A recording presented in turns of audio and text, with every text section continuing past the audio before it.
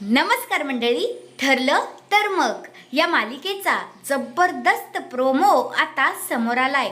त्या प्रोमोमध्ये आपल्याला असं पाहायला मिळालं, आता मधुभाऊंनी सगळी काही आश्रमाची जबाबदारी आपल्या सायलीवर दिलेली असते आणि सायलीला म्हणतात, सायली आजपासून हे आश्रमाची जबाबदारी मी तुझ्यावर टाकतो.